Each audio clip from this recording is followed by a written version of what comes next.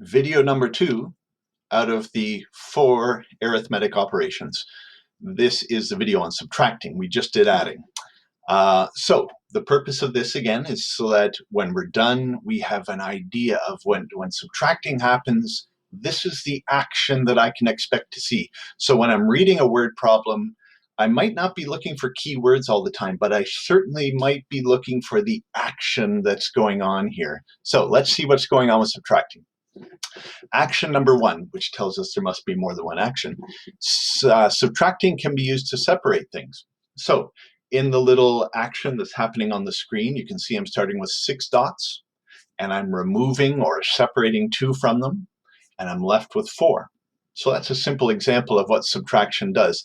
It separates those 2 so that we can find out what we're left with. Here's the second operation for subtracting. Comparing. So I can find out, so how much bigger is one group than another? So there's a question, how much bigger is the orange group than the purple group? Well, the orange group has got 9 orange circles. There they are. The purple group has got 3 circles.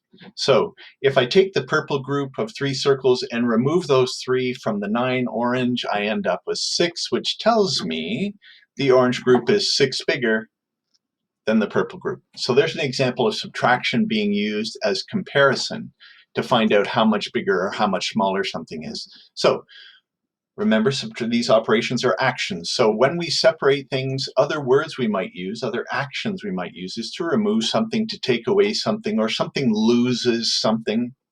Those are all words talking about a separation going on, which is likely the operation of subtraction. If we have a question that's a comparison question, then we might see something going on where they're asking me to find how much bigger is one group than the other. Like how much bigger is the orange group than the purple group? Or how much less is the purple group than the orange group? Those sorts of things. The answer in subtraction questions is called the difference. Remember, the answer for adding questions is called sum. The answer for subtracting questions is called the difference. All right. So here's some important facts. Can you take away a bigger number from a smaller number? Well, back in the earlier grades of elementary school, we were taught that the bigger number always goes first, and then you take the big number, take away the small number. Doesn't have to be that way all the time, though. Look at this little picture on the screen with the thermometer. It shows an example where the temperature is starting at 2 degrees above 0. I could also call that +2. And it's dropping by 3 degrees.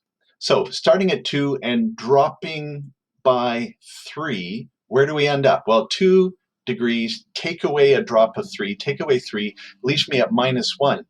It shows us that when you start with a small number, you can remove something bigger, but you end up with an answer that is negative. So it is possible to subtract a big number from a smaller number.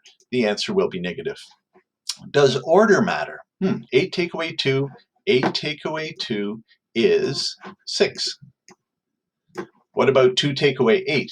Oh, well, let's use here we got a small number take away a big number. Think of the thermometer again.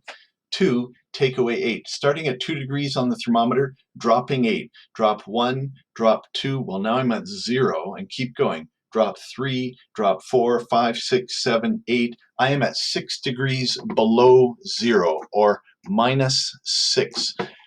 Yes, order does matter when we subtract. It matters the order that I punch these things into my calculator, because I'll get 2 different answers. 6 above 0 and 6 below 0 are 2 very different temperatures. So a positive or regular +6 and a -6, 2 totally different answers. Order matters. I have to be careful to start with first number is what I'm starting with, and then subtract what is being removed or taken away. That's a quick video about the second operation, arithmetic operation of subtraction.